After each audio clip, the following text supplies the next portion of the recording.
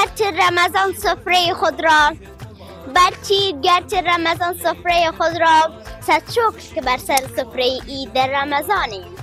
گشتیم چو مهمان بر سر سفره این ماه، گشتیم چو مهمان بر سر سفره این ماه، ممنون عنایات خداوند جهانیم.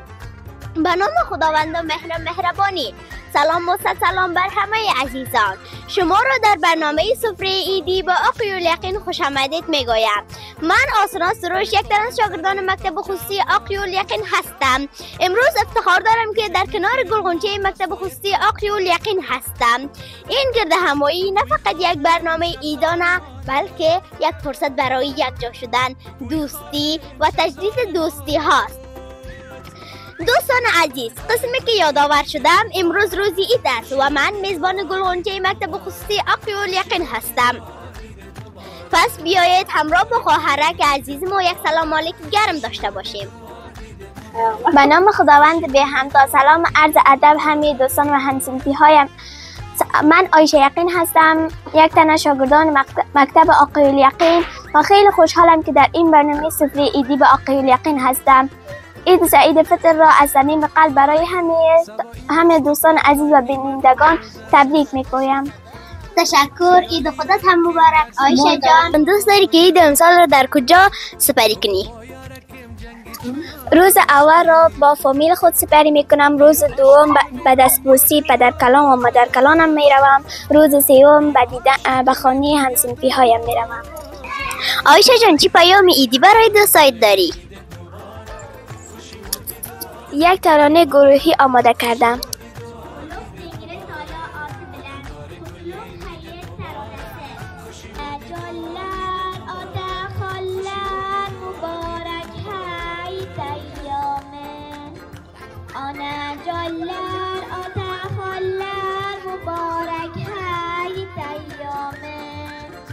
شیرین شکر بالا جلال مبارک های دیامه.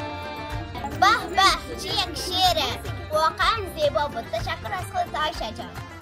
بار دیگر عید سعید فطر را برای دوستان عزیزم مبارکباد میگویم و امیدوارم که با فامیلشان به خوشی و خوبی سپری کنند. خورشید لبخند میزند، نسیم ایدی میوزد و دلها از شادی میتپد. دوستان خوبم، از خداوند مهربان میخواهم دلهای همه ما را در این روز زیبا پر از برکت و امید سازد. بار دیگر عید را به همه شما مبارکباد عرض میدارم. خب دوستان عزیز، حالا با دوست دیگر ما معرفی میشویم. سلام، عیدت مبارک. کالای نوت مبارک. میشه خود را به ما معرفی کنی؟ سلام تقدیم میکنم خدمت شما و همه دوستان عزیز. عید سعید فطر را از صمیم قلب به همه شما عزیزان تبریک میگویم. تشکر. عید خودت هم مبارک. بسم الله الرحمن الرحیم. سلام بر همه شما. من محسا عمری هستم، متعلم صنف اول نمبر 1 مکتب خصوصی آقای الیقین. عید سعید فطر را از صمیم قلب برتان تبریک میگویم. یک تحفه عیدی دارم برتان به خوانش میگیرم. کاش در دنیای ما چیزی به نام غم نبود، درد دوری و عذاب و این همه ماتم نبود. هر زمان رد میشدیم از کوچه های خاطرات، حسرت و درد و فراوت در دل آدم نبود. عشق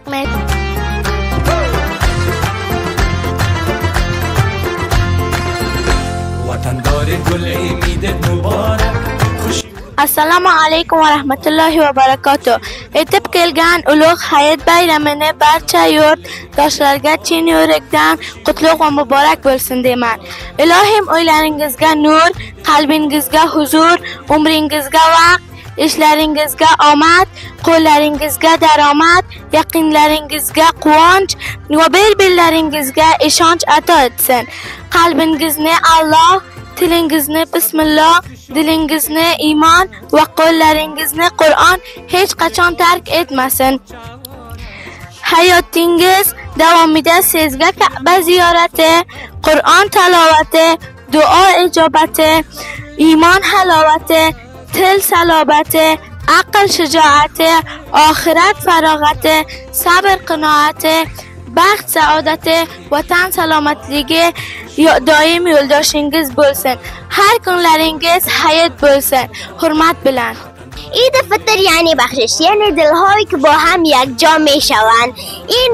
این عید فرصتی است که تا بدانیم زندگی جز مهربانی، یک جا شدن، صمیمیت چیز دیگر نیست. با این روزا باید به یاد کسانی که باشیم که شادی‌هایشان کمتر است و آنها در پیش آنها بریم، با آنها همدلی کنیم تا آنها را شادتر بسازیم. حالا می‌خواهیم پیام‌های دوست دیگر ما را بشنویم. جان و تن من از قفس رها شد. جان و تن من از قفس رها شد.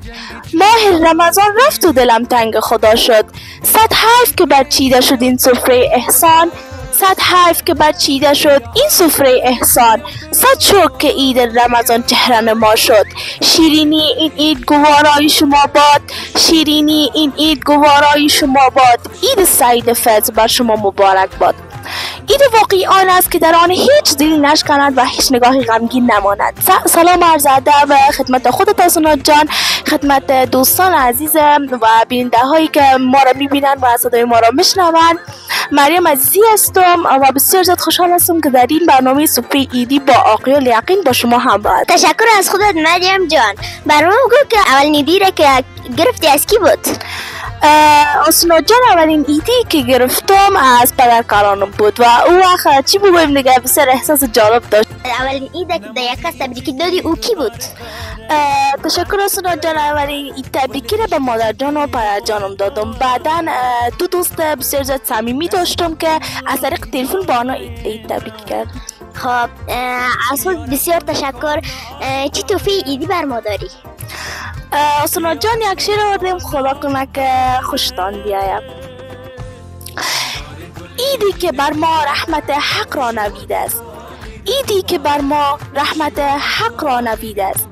زیباترین عید خدا فطر سعید است. خدای تعالی عاطفه است. bayraming bo'lsin muborak, ro'zangiz bo'lsin qabul, ajrini bersin Xudo, maqsudingga bersin. Ro'zaning taklifidan bo'ldi bugun yaksar xalos, firqatingdan bo'lmagin ozurda va xotir malol.